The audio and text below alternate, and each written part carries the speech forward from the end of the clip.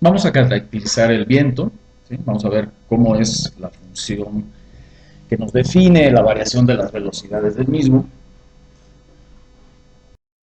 Y bueno, para ello debemos de entender y empezar a analizar lo que es la capa límite atmosférica. El viento en general, tenemos el viento que está a grandes alturas, que no está afectado por la rugosidad de la superficie terrestre. Sin embargo, el viento que nos interesa como ingenieros es precisamente el que está más cerca de la superficie, que es donde tenemos nuestras estructuras civiles.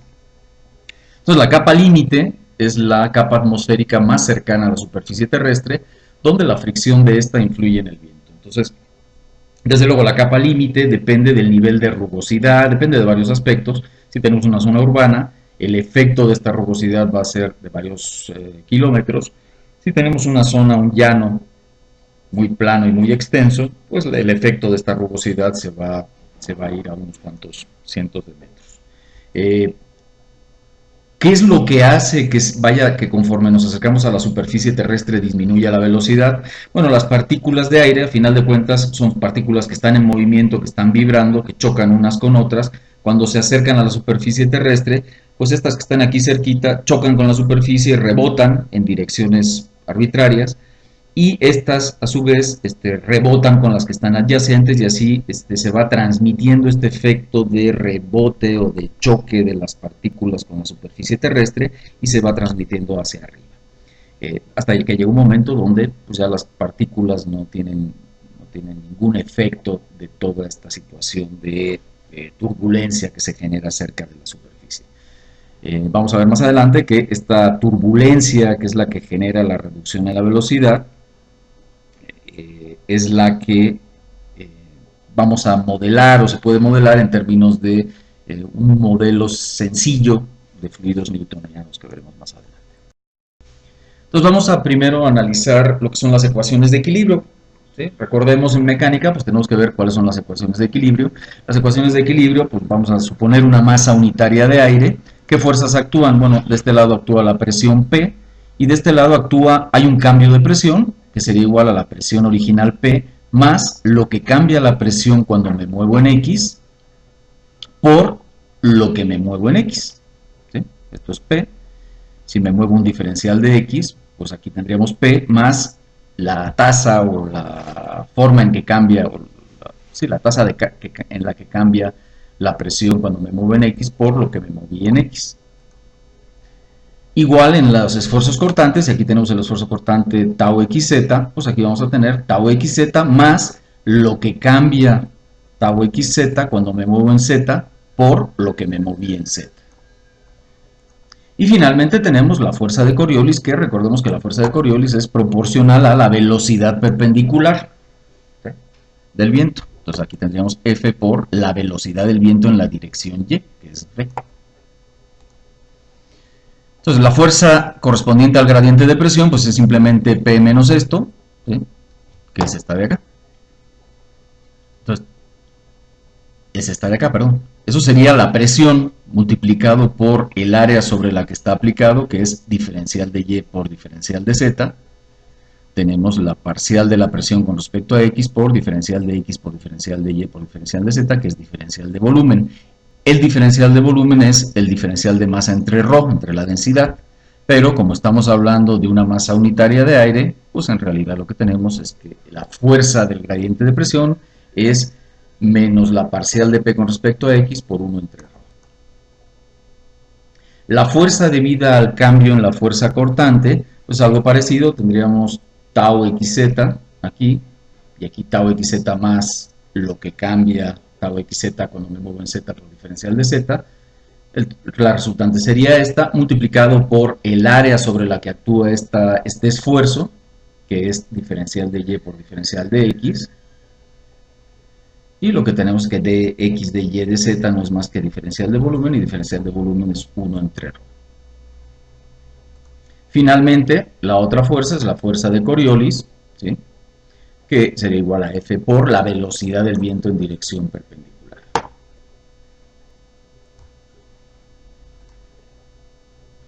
Por la segunda ley de Newton, sabemos que la fuerza es igual a la masa por la aceleración, ¿sí? La aceleración sería la derivada de la velocidad del viento con respecto a t. Vamos a pasar la masa de este lado, y así tenemos la fuerza por unidad de masa. Recordemos que estamos hablando de una masa unitaria de aire. Entonces, la fuerza por unidad de masa no es más que la derivada de la velocidad del viento con respecto a t. Podemos dividir esto, separarlo en 1 dt por el cambio de u. Esto sería el cambio de u con respecto a t, pero podemos decir, bueno, el cambio de u cuando cambia t, lo separamos, y el cambio total de u lo podemos poner en función de variables espaciales. O sea, lo que cambia en total u es lo que cambia u cuando me muevo en x por lo que me muevo en x, más lo que cambia u cuando me muevo en y por lo que me muevo en y, más lo que cambia u cuando me muevo en z por lo que me muevo en z.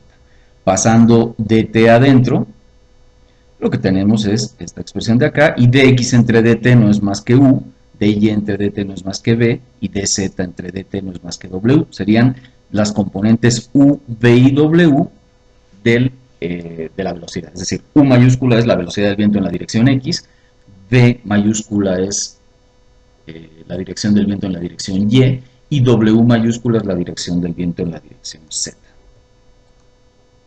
Por lo tanto, la fuerza total, que habíamos visto que es menos, que es esta expresión más esta expresión más esta expresión, es la fuerza total en la dirección x, debe de ser igual a esto que acabamos de obtener, que es esta expresión de acá. Y esta sería la ecuación de equilibrio en la dirección x de nuestro fluido. En la dirección y tenemos un concepto totalmente análogo, nada más que, bueno, aquí en lugar de ser las parciales de u, son las parciales de v, que es la velocidad en la dirección y. Aquí en lugar de ser la parcial de p con respecto a x, es la parcial de p con respecto a y. Aquí en lugar de ser tau xz es tau zx es tau zy. Y aquí en lugar de ser F por V es F por U. Recordemos que la fuerza de Coriolis va en dirección opuesta a, en dirección perpendicular al flujo que estamos considerando. Y hay un cambio de signo por, bueno, es fácilmente demostrable en términos de en el hemisferio boreal para dónde tiene que ir la fuerza. Recordemos que la fuerza de Coriolis siempre va hacia tiende a mover a nuestro fluido en una cierta dirección. En la dirección z, ¿qué tenemos? Bueno, en la dirección z lo que tenemos es que se supone que no cambia la velocidad del viento, entonces las fuerzas que vamos a tener es la fuerza G, y aquí una fuerza de presión P, y aquí una fuerza de presión P, más el cambio de P con respecto a z por lo que se mueve en z. ¿Sí? Y esto, pues, haciendo la suma de fuerzas, nos tiene que dar igual a 0. ¿Sí? Porque suponemos que no hay cambio de velocidad, por lo tanto no hay aceleración.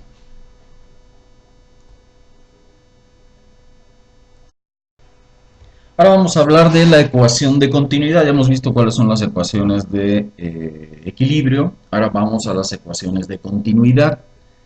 Y ahí vamos a utilizar el principio de conservación de masa. Entonces, si tenemos nuestra masa, ¿sí? Nuestra masa unitaria en principio, este cubito que estábamos estudiando, si hay un flujo que está atravesando a esta masa, pues nosotros podemos caracterizar o definir cuánta masa de aire atravesó esta superficie diferencial de A en un cierto tiempo t. Y entonces lo que podemos decir es que si tenemos una velocidad del viento, ¿sí? Y esa velocidad del viento vectorial que tiene sus componentes u, v y w, como recordamos, su producto punto por, digamos, el producto punto del vector velocidad del viento por el vector unitario que define a diferencial de A, sería, digamos, la componente perpendicular a esta superficie del viento. Bueno, si esa componente la multiplicamos por diferencial de t, lo que tenemos es cuánta masa de aire está, digamos, esta dimensión de acá, ¿no? Cuánto está recorriendo la masa de aire que, digamos, toda la masa de aire que ha atravesado la superficie. Bueno, eso lo tenemos que multiplicar por diferencial de A para obtener todo este volumen de masa de aire. Entonces, el diferencial de masa es igual a ρ por diferencial de volumen. ¿Sí? O sea, todo este diferencial de masa sería igual a ρ por diferencial de volumen. El diferencial de volumen ¿cuánto es? Pues es V por I por diferencial de T por diferencial de A. V por I por diferencial de T por diferencial de A.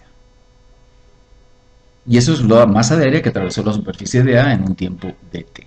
Por lo tanto, el flujo de masa a través de una superficie A en un tiempo de T es igual a, pues es la integral sobre toda el área. ¿Sí? Esto sería asociado a una superficie diferencial de área. Si yo lo que quiero saber es cuál es el flujo a través de una superficie completa A, lo único que tengo que hacer es integrar este diferencial de masa a lo largo de A, que sería la integral esta que tenemos acá.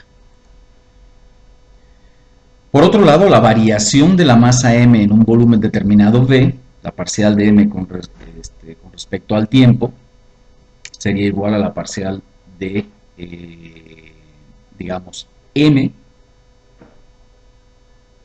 sería igual a la integral de ρ por diferencial de volumen sobre el volumen. ¿Sí? O sea, la masa total, ¿cuánto es? Vamos a calcular cuál es la variación de la masa con el tiempo. Entonces, esa masa no es más que, la podemos calcular, integrando ρ por diferencial de volumen. Desde luego, si ρ es constante en todo el volumen, pues en realidad esta integral no es más que ρ por el volumen, ¿sí? La masa sería ρ por el volumen. Entonces aquí estamos suponiendo que ρ puede cambiar con el volumen.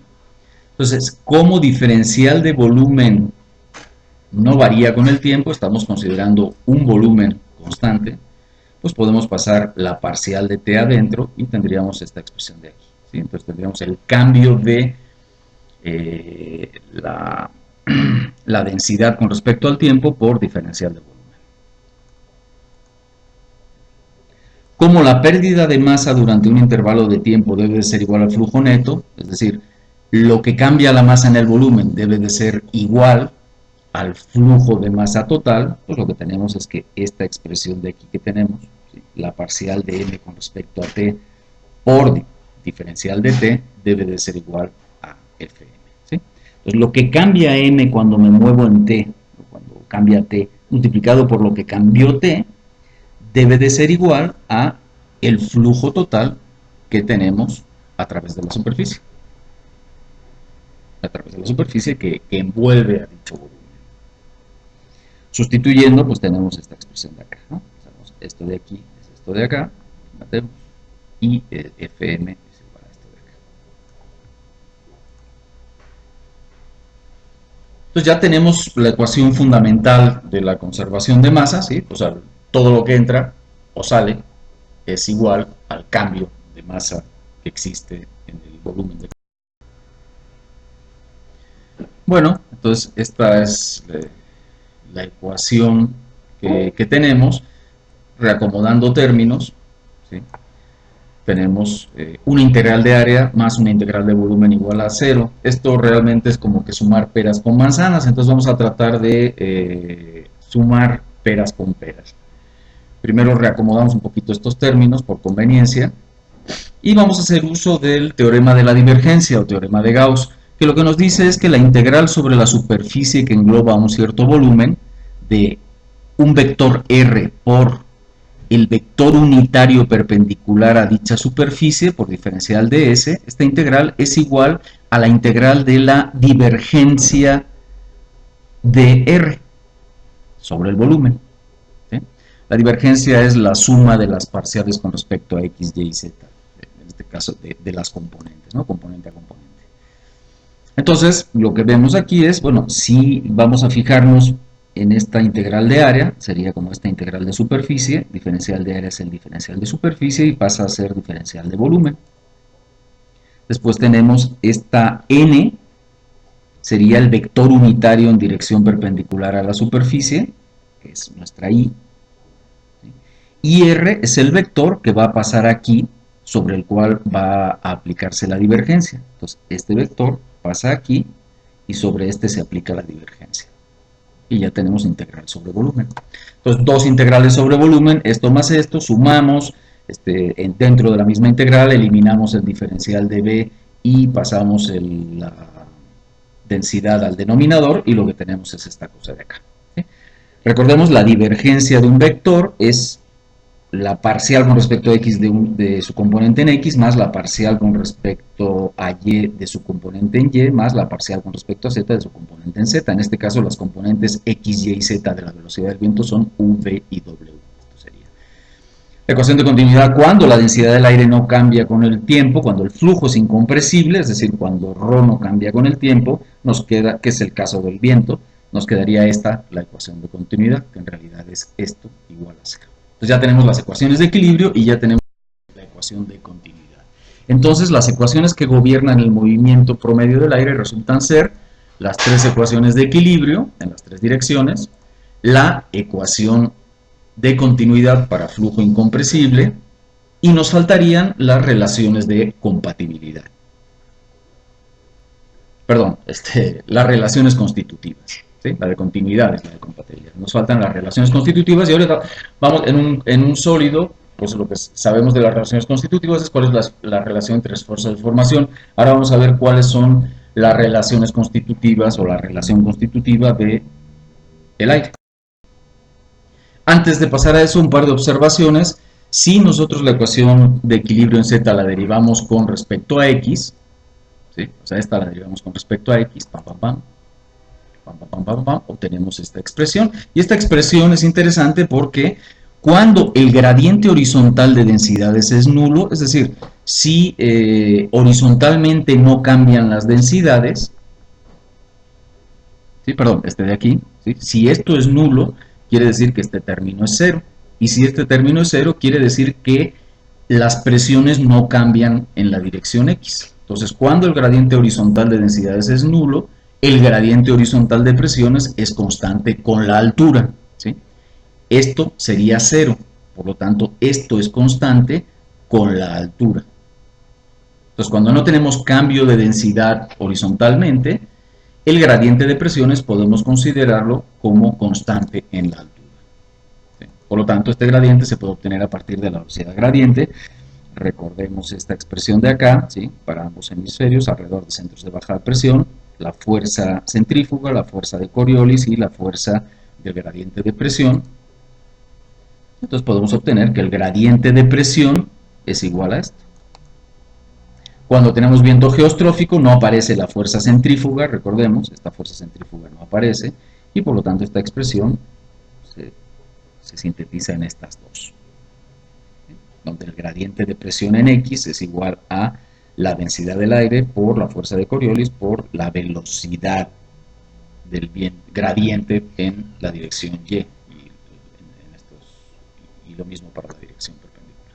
Pues esto es una observación interesante que lo que nos dice es que básicamente la distribución, las isobaras son válidas independientemente de la altura. ¿Sí? Entonces, si yo considero las isobaras a grandes alturas, esas isobaras pues deben de ser las mismas a alturas menores, ¿no? Son constantes con la altura, cuando la densidad del aire no cambia sustancialmente cuando nos movemos horizontalmente, que es el caso. Ahora vamos a hablar de las relaciones constitutivas, que es la última relación de las tres grandes temas de la mecánica que nos faltan, ¿no? Tenemos equilibrio, tenemos compatibilidad o continuidad, y hablemos de las relaciones constitutivas, que es lo que relaciona de alguna manera esfuerzos con deformaciones. Vamos a partir de un concepto que es la ley de Pascal, ¿no? Que lo que nos dice es que la presión ejercida por un fluido incompresible y en equilibrio dentro de un recipiente de paredes indeformables se transmite con igual intensidad en todas direcciones y en todos los puntos del fluido. Este concepto nos sirve para el desarrollo de máquinas que nos facilitan ciertas labores, por ejemplo, una prensa hidráulica, frenos hidráulicos, etcétera, donde aquí esta fuerza, sabiendo que esta presión es igual a esta, pues con una fuerza F1, ¿sí? Podemos contrarrestar esta fuerza F2. ¿Sí? Entonces, si A2 es mucho más grande que A1, ¿sí? Entonces podemos, digamos, aplicando una fuerza relativamente pequeña, podemos subir una carga o un peso muy grande F2, ¿no? Utilizando este concepto que es la ley de Pascal.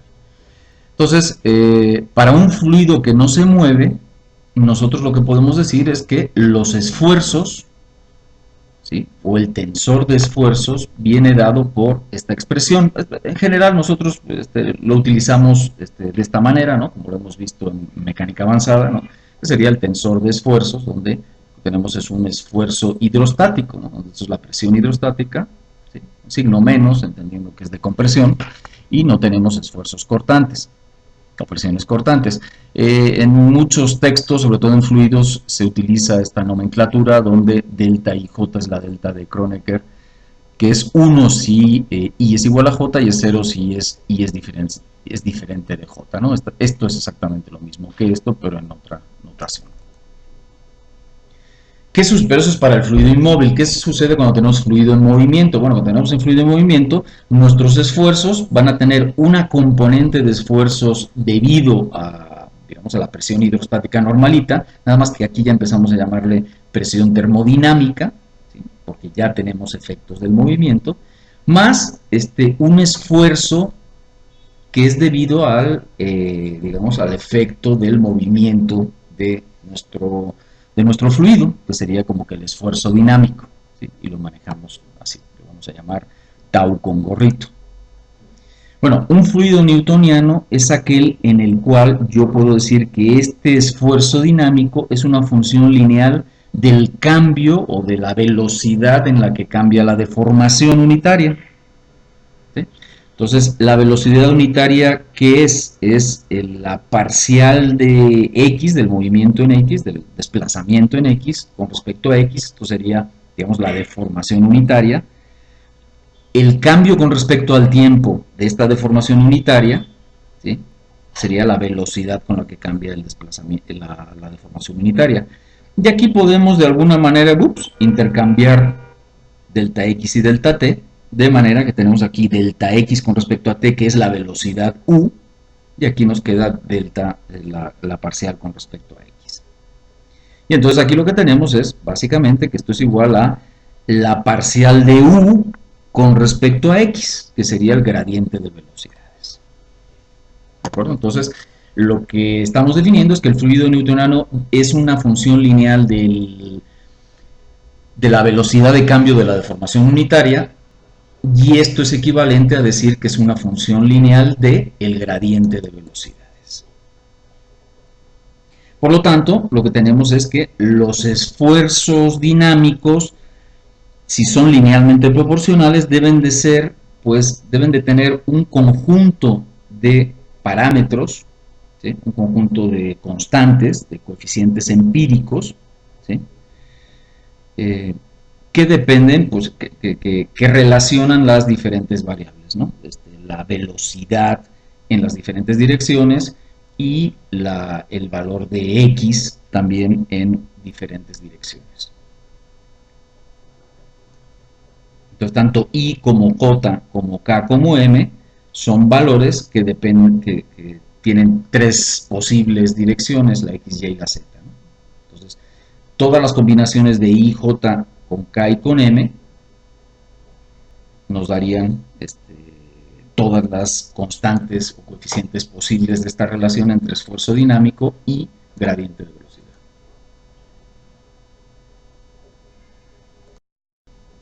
Aquí hay una gráfica, ¿no? El fluido newtoniano, que es el aire, que se puede considerar newtoniano, es una relación lineal entre los esfuerzos dinámicos y, desde luego, los gradientes de velocidad.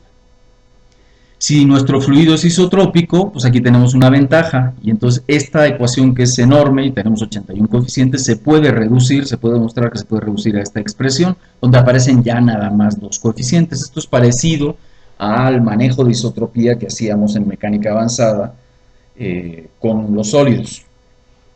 Entonces, todo esto, si tenemos un material isotrópico y que además es simétrico, etcétera, etcétera, se reduce a una relación entre los gradientes de velocidad y el esfuerzo dinámico de esta manera, donde aparecen dos términos, que uno es la viscosidad dinámica o absoluta y otro es la viscosidad secundaria, pero esta segunda viscosidad en fluidos incompresibles se puede determinar que esto es cero, ¿sí?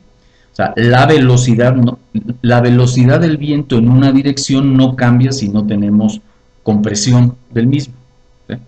O sea, si el fluido es incompresible, yo puedo decir que la velocidad del viento en una dirección es la misma un poquito antes de un punto que un poquito después de un punto, que sería básicamente decir que esta parcial vale cero, y si esta parcial vale cero en sus fluidos incompresibles, este sería básicamente la relación entre esfuerzo y deformación a través de la viscosidad dinámica. Bueno, esto es el modelo que vamos a utilizar, el modelo de viscosidad en fluido newtoniano que vamos a utilizar en fluidos. Un fluido newtoniano entonces es el modelo más simple para caracterizar la viscosidad o la relación constitutiva de un fluido, y el aire puede considerarse newtoniano en términos generales. Es un flujo en el que el esfuerzo cortante, otra manera de explicarlo es que es un flujo en el que el esfuerzo cortante es proporcional al gradiente de velocidad medido en dirección. Si nosotros tenemos un fluido newtoniano unidireccional, pues tendríamos esta expresión.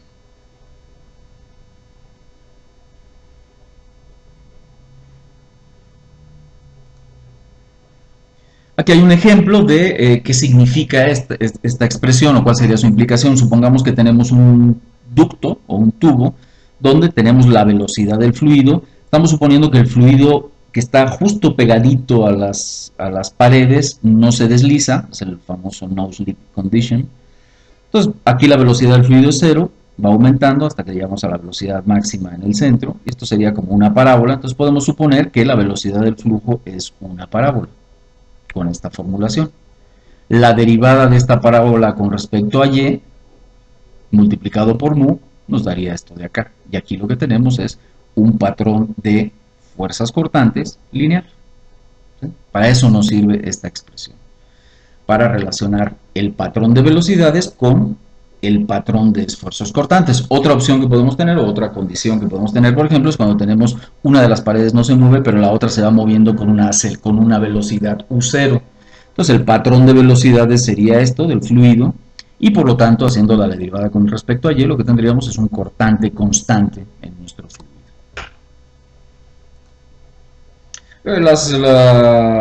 La viscosidad dinámica para el aire, por ejemplo, es de 1.82 por 10 a la menos 5 pascales por segundo, y la viscosidad cinemática, que no es más que la dinámica normalizada a la densidad, sería 1.52 por 10 a la menos 5 metros cuadrados por segundo. Si tuviéramos un fluido no newtoniano, la viscosidad varía según el gradiente de velocidad. Vamos a ver, es decir, lo que vamos a tener es una viscosidad que, si la presión se aplica poco a poco, tenemos una viscosidad a lo mejor menor, pero si la presión se genera con mucha rapidez, la viscosidad cambia de manera que hasta puede parecer un sólido. Vamos a ver un video donde se ilustra este concepto en forma amena. El día de hoy aprenderemos qué es un fluido no newtoniano. Este sencillo y divertido experimento podrás realizarlo con materiales que puedes obtener fácilmente en tu cocina. Solo recuerda limpiar cuando termines. Para realizar el experimento necesitaremos los siguientes materiales. El procedimiento es el siguiente. Primero, colocamos una taza de agua en el contenedor e incorporamos la maicena. El procedimiento es el siguiente. Primero, colocamos una taza de agua en el contenedor e incorporamos la maicena. Tratando de no ensuciar demasiado y utilizando nuestra mano, comenzamos a mezclar. Debemos tener mucha paciencia, ya que la mezcla se vuelve muy dura. Conforme vayamos mezclando, podemos ir agregando más agua hasta llegar a la consistencia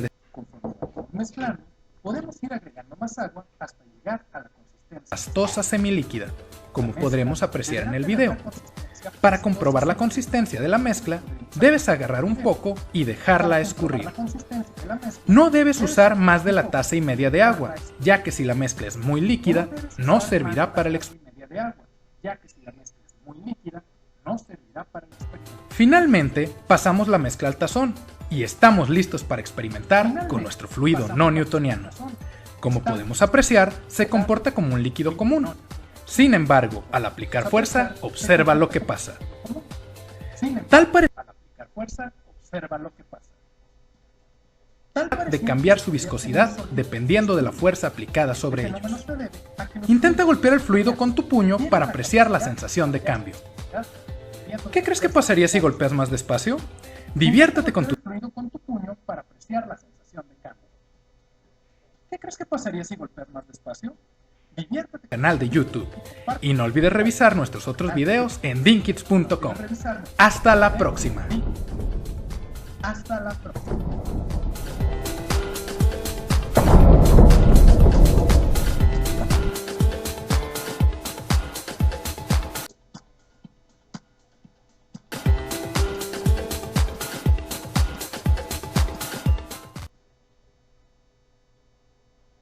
Bueno, ya se pueden divertir con sus amigos, ¿no? Pero es muy, muy claro, ¿no? ¿Qué es lo que nos referimos? ¿Cuáles son las propiedades de los fluidos newtonianos y no newtonianos? Es obvio que si ese recipiente estuviera lleno de agua, pues aunque aplicáramos la fuerza despacito o rápido, se hundiría el puño en el agua, ¿no? ¿Qué sucede cuando el aire se acerca a la superficie? Bueno, aparte de la viscosidad propia del aire como líquido, lo que tenemos es una viscosidad, perdón, una turbulencia que tiene un efecto parecido al de la viscosidad, lo que habíamos comentado de que las partículas chocan con la superficie y empiezan a tener un intercambio de energía que hacen que disminuya la velocidad.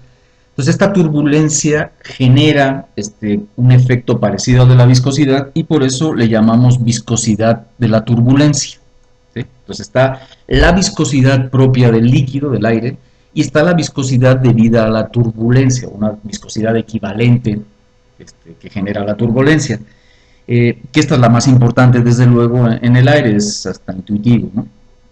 Entonces lo que solemos utilizar es el mismo enfoque de turbulencia, perdón, de viscosidad en fluidos newtonianos, donde la fuerza cortante en el aire la modelamos como linealmente proporcional a el gradiente de velocidad, tanto en la dirección X como en la dirección Y. Y desde luego nuestro coeficiente de viscosidad sería en este caso ρ por esta K de X, Y y Z, que es la viscosidad turbulenta, ¿sí? Este es un factor que va a depender desde luego de X, de Y y de Z, de donde estemos.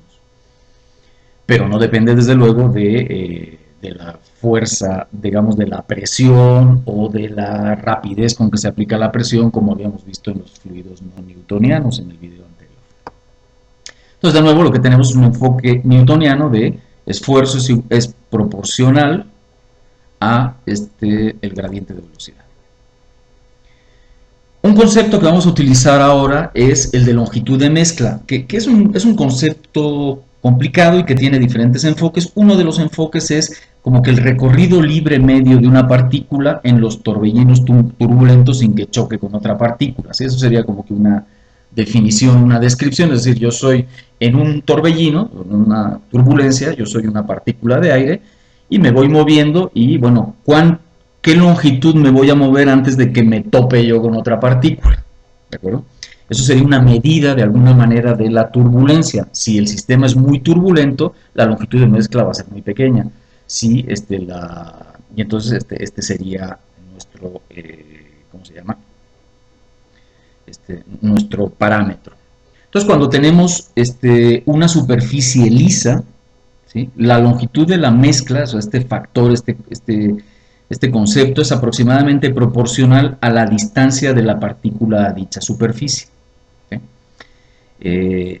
Por ejemplo, que sería igual a la constante de von Karman por la altura. Por ejemplo, supongamos que tenemos esta superficie. Si yo estoy muy lejano a la superficie, tendríamos una longitud de mezcla muy grande. ¿Eso qué quiere decir? Que una partícula que esté por acá, pues va a transcurrir mucho tiempo hasta que se tope con otra partícula que le golpee.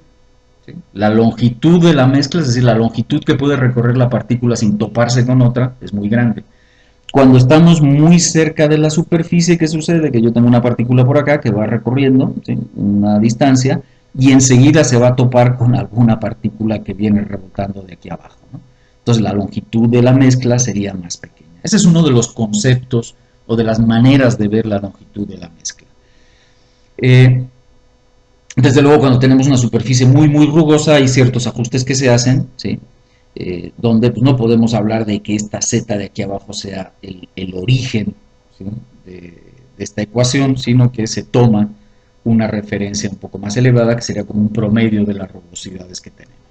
En fin, este concepto lo podemos ver de otra manera.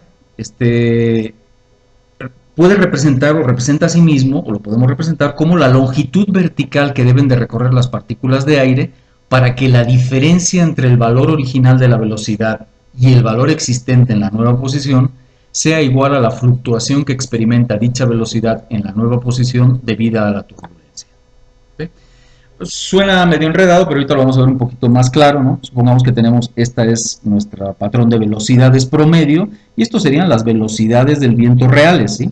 Incluyendo la turbulencia. Entonces aquí lo que tenemos es un patrón de velocidades promedio, a la cual se le suma una fluctuación producto de la turbulencia. Vamos a graficar ahora este pedacito de acá, vamos a ponerlo aquí dado vueltas, ¿sí? Noten que esta dirección de aquí sería Z, ¿sí? Esta dirección de acá, y esta dirección de acá sería la velocidad, ¿sí? Donde esto es U mayúscula, y esta de acá, esta diferencia es U minúscula. Entonces, por ejemplo, en este punto determinado, esta dimensión es la velocidad promedio en este punto, y esta dimensión es la contribución o la adición a la velocidad debida a la turbulencia. Bueno, si trazamos la pendiente a la U en este punto, lo que vamos a tener es la derivada de U con respecto a Z. Y notaremos que la derivada de U con respecto a Z multiplicado por LU nos tiene que dar U. ¿Sí? Entonces, la derivada de U con respecto a Z, que es la pendiente, multiplicado por LU, nos tiene que dar U. ¿Sí? Entonces, esta es la relación. Entonces, lo que podemos decir es, de alguna manera, LU es la distancia que tendría que recorrer esta partícula, ¿sí? Con la misma velocidad que traía, o con la misma tasa de cambio de velocidad que traía, hasta que alcanzara la velocidad real que tenía inicialmente. ¿Sí? Entonces, como que una LU es un parámetro que relaciona la tasa o la rapidez con que cambia la velocidad cuando nos movemos con la altura y la velocidad asociada a la turbulencia. A final de cuentas, todo se basa en energía del movimiento de las partículas, ¿no? Pues son dos enfoques, el que vimos en la diapositiva anterior y en el de este. Este es un concepto muy complicado porque se utiliza mucho en dinámica de fluidos. Entonces, Planck lo que dice es, bueno, la componente de la turbulencia en la dirección vertical debe de ser proporcional a la componente horizontal, es decir, aquí tenemos partículas que se están moviendo por turbulencia horizontal, vertical. Entonces lo que dice es, bueno, si yo puedo caracterizar la turbulencia horizontal, voy a suponer que el movimiento vertical de esta turbulencia, recordemos, la velocidad promedio no tiene componente en Z, ¿sí? La velocidad promedio no existe, W de Z es básicamente cero. Sin embargo, la turbulencia se da en todas direcciones, ¿sí? Entonces, lo que vamos a suponer es que la W minúscula, es decir, la componente en Z de la turbulencia, es proporcional a la componente en X de la velocidad de la turbulencia. Como la velocidad de la turbulencia es LU por DU entre DZ, ¿sí? El subíndice U se refiere a que es la longitud de la mezcla asociado a la velocidad U, ¿sí? A la dirección X. Entonces esta sería la expresión. Y finalmente, bueno, un concepto, ¿para qué necesitamos la longitud de mezcla? Bueno, el esfuerzo de Reynolds es el esfuerzo cortante que se genera debido a las fluctuaciones aleatorias de la turbulencia y viene dado por esto. ¿De acuerdo? Recordemos, tenemos que vamos a usar un modelo de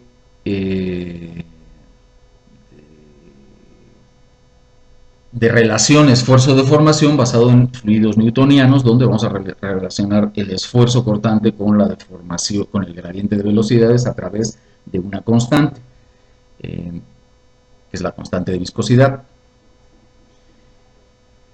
el esfuerzo, digamos, y lo que tenemos es una turbulencia, no tenemos realmente no tenemos un aire, un fluido viscoso donde tenemos un esfuerzo cortante, esfuerzo, pues, y una viscosidad mecánica, física, ¿no?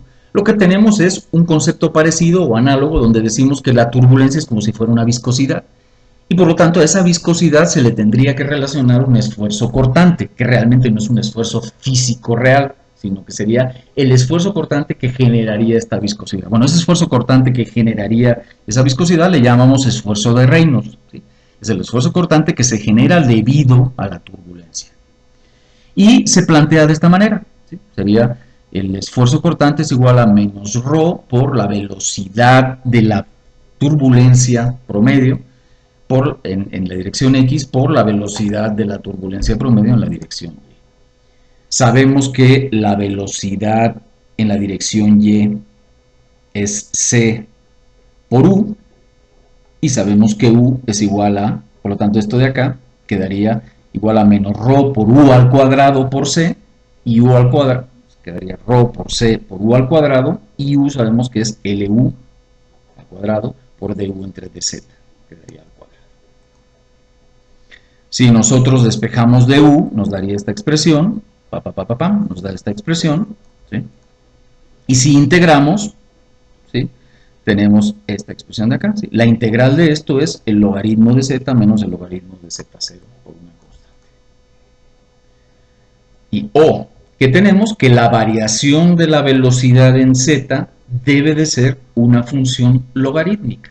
Y de ahí vienen todas las expresiones reglamentarias donde planteamos que la variación de la velocidad con la altura es una variación logarítmica. Desde luego, hay otras formulaciones, donde estamos hablando de formulaciones exponenciales, etcétera, pero la formulación más correcta en términos teóricos o en términos de lo que nosotros planteamos como una formulación basada en que el aire es un fluido, se puede suponer que es un fluido newtoniano donde la turbulencia la hacemos equivalente a una cierta viscosidad y los esfuerzos que realmente no existen los hacemos, digamos, análogos a un esfuerzo relativamente ficticio que le llamamos esfuerzo de Reynolds. Bueno, ese concepto, ese enfoque teórico derivan en una variación logarítmica con la altura, que es la que utilizan los reglamentos. Ya empezamos a ver de dónde salen las expresiones reglamentarias. En la próxima clase, en la próxima sesión, vamos a meternos ya un poco más de lleno en lo que son las diferentes ecuaciones de la dinámica de fluidos que vamos a seguir utilizando. Pero con esto ya tenemos caracterizado lo que vimos al principio, ¿no? De cómo podemos representar nuestro viento, pues lo podemos representar con una variación logarítmica con la altura. En resumidas cuentas, después de todo este video largo y con muchas ecuaciones, etcétera, ¿qué es lo que hemos aprendido a final de cuentas que nos pudiera servir? Bueno, depende de la disciplina. En algunos casos puede ser de más utilidad todo este video sobre la caracterización del viento. Pero, por ejemplo, algo que debemos de entender es que finalmente, aunque es un poco más complejo el problema, podemos de alguna manera reducir fundamentalmente a tres grandes ecuaciones que gobiernan el comportamiento del aire y en realidad de cualquier material. Uno es las fuerzas deben de estar en equilibrio, de ahí se derivan ecuaciones, recordemos, derivábamos una ecuación en X, en Y y en Z. Otro, que debe de haber continuidad en el fluido, y otro, que el esfuerzo y la deformación deben de estar relacionados. ¿Sí? Entonces son las tres grandes grupos de ecuaciones que gobiernan el comportamiento de cualquier material. Algo que también hemos visto en este video es que el patrón horizontal de variación de presiones, es decir, el perfil de isobaras, no cambia con la altura, lo cual es muy relevante porque sería muy complicado el decir que nuestro perfil, si el perfil de variaciones o de gradientes de presión cambiara con la altura, sería el problema muchísimo más complejo de evaluar. Otro aspecto que hemos visto es que podemos considerar que el aire tiene comportamiento newtoniano. ¿Qué quiere decir? Bueno, que la viscosidad del aire se puede considerar constante en el tiempo. Es decir, que no depende de a diferencia del fluido no newtoniano, no depende ni de la temperatura ni del valor particular de la fuerza cortante o la presión que se ejerza sobre el fluido.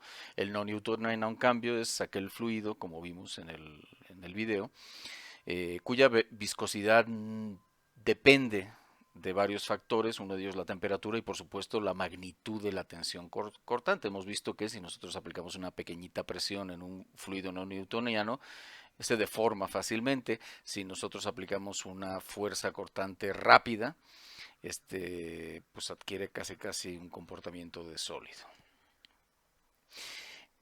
La viscosidad del aire, tenemos dos tipos de viscosidad, como hemos visto. Uno, la viscosidad física, que es la relacionada con el fluido newtoniano, ¿sí? Y esta en realidad no es tan relevante. La que es relevante para entender el comportamiento de un viento intenso sobre, pues sobre una superficie, sobre un área, es la viscosidad ficticia que trata de representar el rezago del flujo al acercarse a una superficie. Es decir, hemos visto que cuando el flujo del viento se acerca a la superficie terrestre, las partículas chocan entre sí y lo que hacen es reducir la velocidad. Bueno, en realidad eso podemos tratarlo como si considerando que el aire tiene una viscosidad ficticia, que es la que genera este rezago en el flujo. Es decir, las turbulencias causadas, en inglés se llaman eddies, las turbulencias causadas por este rebote de las partículas, generan podemos representar este efecto con una viscosidad ficticia, que le llamamos, en inglés se llama eddy viscosity. Algo que también aprendimos es que la velocidad del viento varía logarítmicamente con la altura. Bueno, por lo menos a partir de la derivación de todas estas expresiones. Desde luego, por simplicidad en muchos reglamentos se utiliza una variación cuadrática, ¿sí? Siempre se dice que el viento aumenta su velocidad con la altura en forma parabólica. Bueno, en realidad, en términos teóricos, debería de variar logarítmicamente, pero generalmente, salvo algunos reglamentos, se utiliza una variación cuadrática, insisto, por simplicidad. Algo que también aprendimos, que es, bueno, pues es un aprendizaje secundario, es que la ley de Pascal nos dice que la presión ejercida por un fluido incompresible y en equilibrio dentro de un recipiente de paredes indeformables se transmite con igual intensidad en todas direcciones y en todos los puntos del fluido. Esto es la base de prensas hidráulicas, frenos hidráulicos, etcétera, ¿sí? Lo que hay que hacer es, si en un lado del recipiente estanco tengo un émbolo pequeñito y en el otro lado tengo un émbolo grande, pues le puedo aplicar una fuerza pequeña al émbolo pequeñito y se me va a generar una fuerza importante donde el émbolo es grande. También hemos visto, bueno, esto es, probablemente no lo vayan a ocupar nunca, pero pues el teorema de Gauss básicamente es un teorema que nos sirve para transformar integrales sobre superficie a integrales sobre volumen. Tenemos un volumen cerrado y si yo tengo algún tipo de integral que realizar alrededor de toda la superficie de este volumen cerrado, se puede relacionar con una integral sobre el volumen y eso facilita mucho ciertas derivaciones teóricas. Y finalmente, como tarea, lo que van a realizar es pues el experimento de la maicena que vimos en este video, y realizar un video ilustrativo de pues cómo bajo una fuerza que se aplique o al tratar de introducir un objeto en este fluido no newtoniano lentamente, pues se hunde, se comporte como fluido, como líquido, y cuando dejamos caer este objeto repentinamente sobre el mismo, pues lo que vamos a tener es un rebote de dicho cuerpo que apliquemos. Esta es la tarea, es una tarea muy experimental que pueden hacer en su casa, lo pueden hacer en grupos de 2 o 3 si ustedes lo consideran adecuado.